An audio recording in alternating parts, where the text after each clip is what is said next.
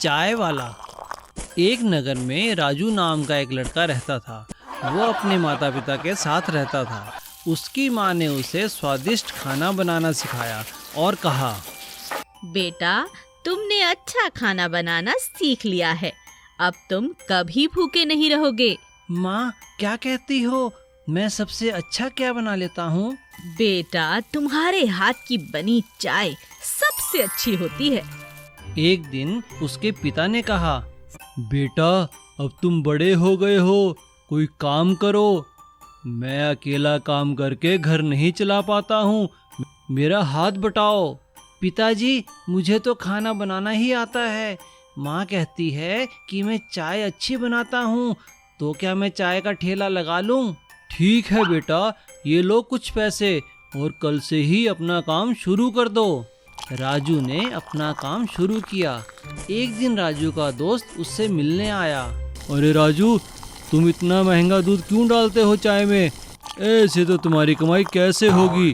तुम्हें तो थोक बाजार से बहुत ही सस्ती चाय पत्ती और चीनी भी मिल जाएगी, उसका इस्तेमाल करो। तुम तो व्यापार करना नहीं जानते, मुझसे सीखो।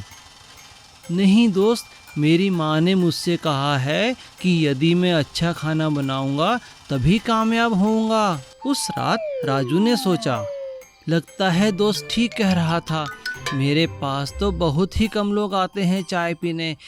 इस तरह मैं ज़्यादा कमाई नहीं कर पाऊंगा। कल से मैं भी दूध में पानी मिलाकर देखता हूँ, शायद ग्राहक बढ़ जाएं। अगले ही दिन राजू ने दूध में पानी मिलाना शुरू कर दिया। अरे राजू, आज चाय में कुछ गड़बड़ है, क्या बात है? वो लगता है आज दूध में कुछ मिलावट है, कल से मैं ध्यान रखूंगा। हाँ भाई, ध्यान रखो, वरना तुम्हारी चाय और दूसरों की चाय में क्या फर्क रह जाएगा। ये बात सुनते ही राजू को आभास हुआ कि वह गलत कर रहा है। वह तुरंत ताज़ा दूध लाया और फिर उसी से चाय बनाकर बेचने लगा। कुछ ही दिनों में उसकी चाय दूर दूर तक मशहूर हो गई। जो भी उसके ठेले के पास से गुजरता चाय पी के ही जाता। अच्छा हुआ सही समय पर मुझे समझ आ गई, वरना मैं अपना काम मुश्किल में डाल देता। सीख, ईमानदारी से किए गए काम में ही बरकत होती है। लालची चिकन वाला। एक गांव में जगत नाम का एक आदमी था। वो चिकन की दुकान चलाता था। उसके मन में बहुत लालच था। वो हमेशा पैसे बचाने की ही सोचता था। रियाज जगत को चिकन की सप्लाई करता था। जगत उससे खराब चिकन कम दाम पर खरीदता और ग्राहकों को अधिक दाम पर बेच देता। रियाज को यह बिल्कुल भी पसंद नहीं था।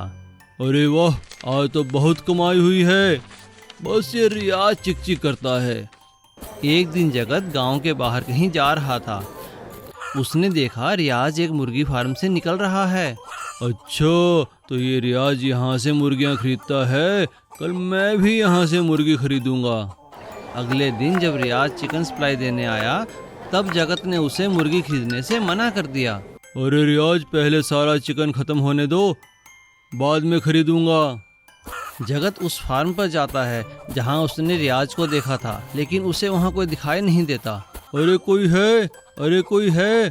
जगत वहाँ आवाज़ लगाता है, लेकिन उसे कोई जवाब नहीं आता। अरे वाह, यहाँ तो मुर्गियाँ ही मुर्गियाँ हैं और कोई देखने वाला भी नहीं। कुछ मुर्गियाँ उठा लेता हूँ। और जगत ने वहाँ से कुछ मुर्गियाँ उठाई और तेजी से वहाँ से निकल गया। अरे वाह, आज तो मज़ा ही आ गया, बिना कोई खर्च किए कमाई ही कमाई। अब रोज़ ही ऐसा करूँगा। अब जगत रोज़ रात को फार्म पर जाता और मौका पाकर मुर्गियाँ उठाकर ले आता। इस तरह वो लगातार मुर्गियाँ रात को चोरी करता रहा और बेचता रहा। जब फार्म में मुर्गियाँ कम होने लगी तो फार्म के मालिक को कुछ शक हुआ। उसने फार्म पर नज़र रखनी शुरू की। उसने देखा कि एक रात जगत वहाँ से मुर्गी उठाकर ले जा रहा है। तब फार्म के मालिक ने एक चाल चली। उसने अपनी 4 मुर्गियाँ रात को फार्म में खुली छोड़ दी और एक मुर्गी को एक खास तरह की रोटी खिला दी। रात को जगत मुर्गियाँ चुराकर ले गया। अगले ही दिन फार्म के मालिक ने जगत की दुकान से सारी मुर्गियाँ खरीद ली और वो खास तरह की रोटी वाली मुर्गी भी उसी के पास मिली। तब मालिक को पता चला कि चोर कौन है। उसने पुलिस बुलाई और जगत को पुलिस के हवाले कर दिया। सीख, चोरी का काम हमेशा फलता नहीं है। लालची ब्रेड आमलेट वाला। चकरपुर रेलवे स्टेशन पर एक छोटू नाम का लड़का उबले हुए अंडों का ठेला चलाता था। उसे सिर्फ अंडों को उबालना ही आता था और ग्राहक भी उबले अंडे बड़े चाव से खाते थे। पर कई ग्राहक जो उबले अंडे नहीं खाते थे वह छोटू से कहते, अरे छोटू, तुम बस हमेशा उबले अंडे ही क्यों बेचते हो? क्या तुम्हें ऑमलेट बनाना नहीं आता? इस तरह कई ग्राहक ब्रेड और ऑमलेट की डिमांड करते थे, मगर छोटू को ऑमलेट बनाना नहीं आता था। तो उसने सोचा, अगर मैं ब्रेड और ऑमलेट बेचना शुरू कर दूं तो मेरा धंधा और भी बढ़ जाएगा। छोटू एक दिन बाजार में एक ढाबे पर काम करने वाले अपने दोस्त शंभू से कहता है, अरे शंभू, मेरे ठेले पर काम बहुत बढ़ गया है, मुझे कुछ दिन के लिए तुम्हारी मदद चाहिए। मैं कमाई का हिस्सा तुम्हें भी दे दूंगा। कैसी मदद? तुम तो जानते हो मुझे ऑमलेट बनाना नहीं आता। अगर तुम मुझे ऑमलेट बनाना सिखा दोगे तो मेरा काम अच्छा चल पड़ेगा। हाँ हाँ, क्यों नहीं, मैं कल ही ढाबे से छुट्टी ले लेता हूँ। शंभू कुछ दिन की छुट्टी लेकर अब रेलवे स्टेशन पर छोटू की मदद करने लगा। अब छोटू का काम भी दुगना हो गया। हर कोई उसके ब्रेड और ऑमलेट की तारीफ करता। मगर शंभू बहुत चालाक था। उसने छोटू की उबले अंडों की कला भी सीख ली और उसके सभी ग्राहकों को अपने ऑमलेट की आदत भी लगा दी। एक दिन शंभू छोटू से कहता है, अच्छा दोस्त, बहुत दिन हो गए, अब मैं वापस अपने ढाबे पर जा रहा हूँ। शुक्रिया शंभू। शंभू के जाने के बाद छोटू ने खुद ही ऑमलेट बनाना शुरू किया, लेकिन वह अच्छे ऑमलेट नहीं बना पा रहा था। अरे भाई, ये कैसा ऑमलेट बनाया है? इसमें तो मिर्ची ही मिर्ची है। अब ग्राहक छोटू के ठेले पर न जाके पास ही खुले नए ठेले पर जाकर ब्रेड ऑमलेट और उबले अंडे खाने लगे। अरे भाई, कहाँ जा रहे हो? ऑमलेट नहीं खाओगे? अरे नहीं, तुम्हारी दुकान से ऑमलेट कौन खाएगा? हम तो पड़ोस के ठेले पे जा रहे हैं। देखो वहाँ वो लड़का खड़ा है टोपी और चश्मा लगाकर, बहुत ही स्वादिष्ट ऑमलेट बनाता है और उबले अंडे का स्वाद भी वैसा है जैसा तुम पहले देते थे। वो नए ठेले पर जाकर उससे बात करने लगता है। तभी अचानक एक गाड़ी उस ठेले वाले को टक्कर मार देती है और उसका टोपी और चश्मा नीचे गिर जाता है। छोटू यह देखकर हैरान रह जाता है कि वह कोई और नहीं, उसका दोस्त शंभू है। मुझे माफ कर दो दोस्त। छोटू बिना कुछ कहे अपने ठेले पर वापस चला जाता है और दिन रात मेहनत करके अच्छा ऑमलेट बनाना सीख लेता है और फिर से उसका ठेला खूब चलने लगा। सीख, लालची इंसान को मेहनत वाला इंसान हमेशा हरा सकता है। लालची वड़ा पाव वाला। भोलापुर गांव में राजू नाम का वड़ा पाव बेचने का एक व्यापारी रहता था।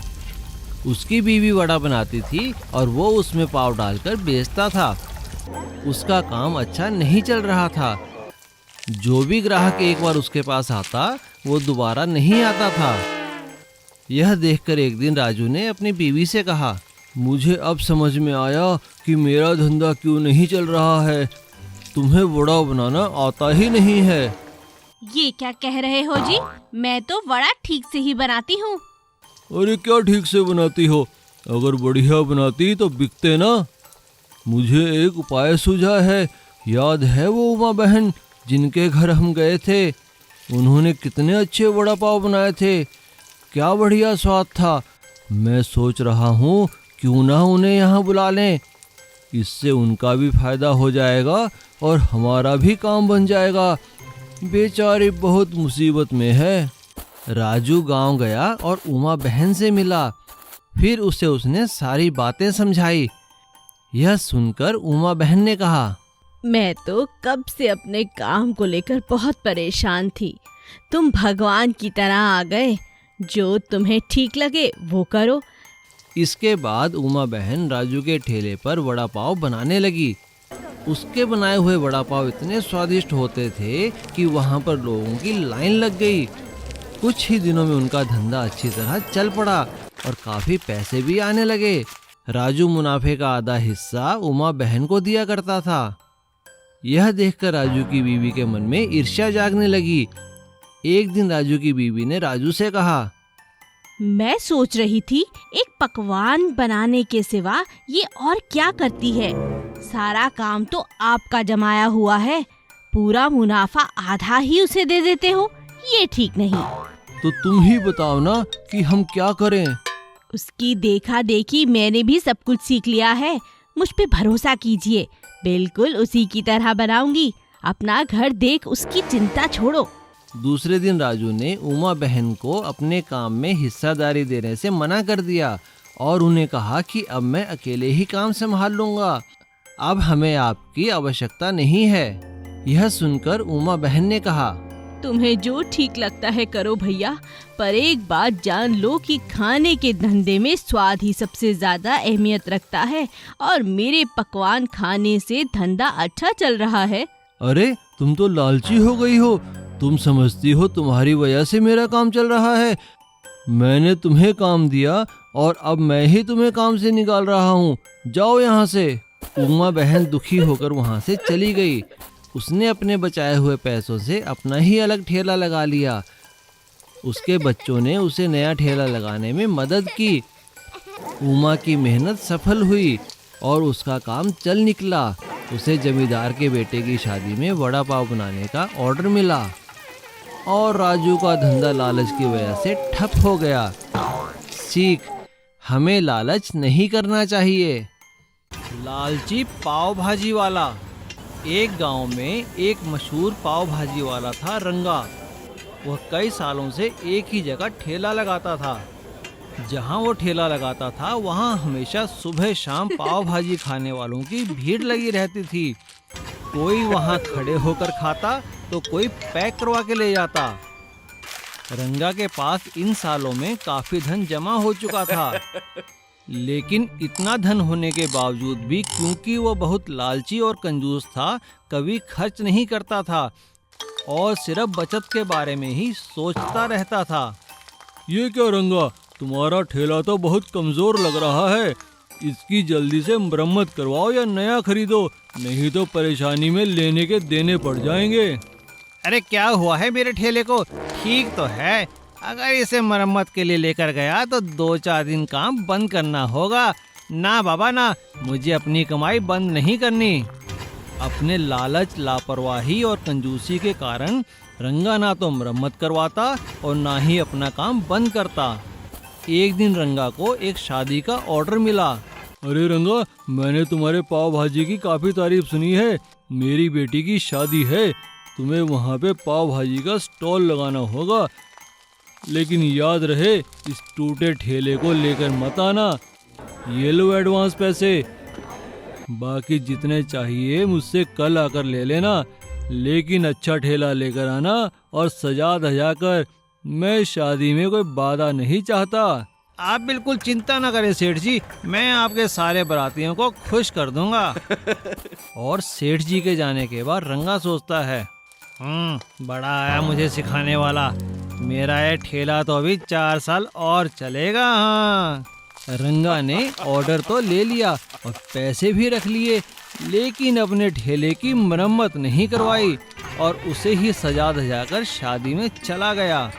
और जब रंगा शादी में बारातियों को पाव खिला रहा था, तभी अचानक ठेला टूटकर जमीन पर गिर गया और जगह जगह उसका सामान फैल गया।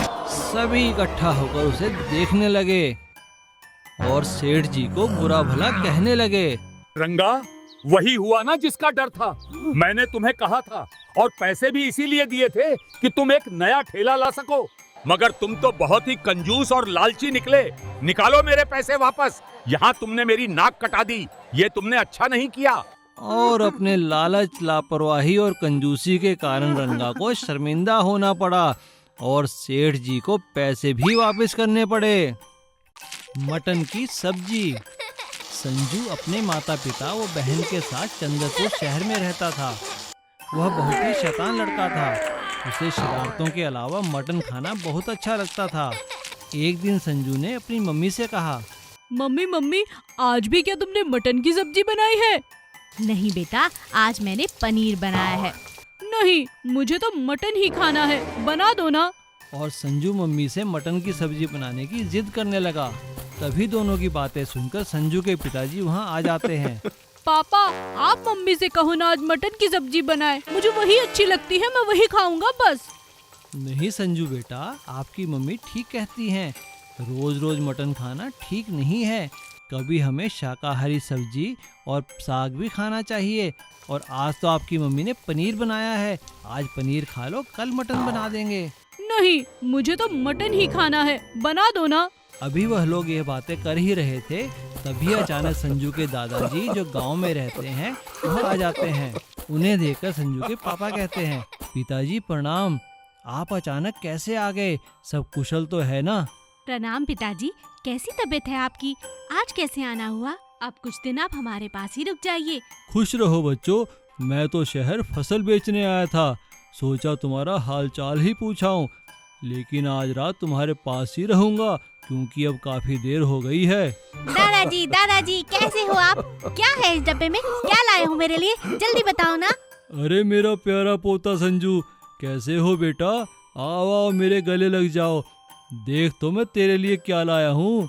क्या लाए हो? जल्दी बताओ। आज मैं गांव से तुम्हारे लिए ताजा मटन लाया हूँ। लो बेटी, ये मटन लो, आज बढ़िया सी मटन की सब्जी बना के खिला दो। अरे वाह, आप बहुत अच्छे हैं दादाजी। मैं तो कब से मम्मी को कह रहा था, इन्होंने कल भी मटन की सब्जी बनाई थी, आज फिर मुझे मटन खाने को मिलेगा। ये मजा आ गया, आप बहुत अच्छे हैं। और इस तरह संजू की मटन की सब्जी खाने की इच्छा पूरी हो गई और संजू के मम्मी पापा एक दूसरे का मुंह देखते रह गए। इसीलिए कहते हैं बच्चों में भगवान वास करते हैं। बच्चे सच्चे दिल से जो मांगे वो उन्हें मिल ही जाता है।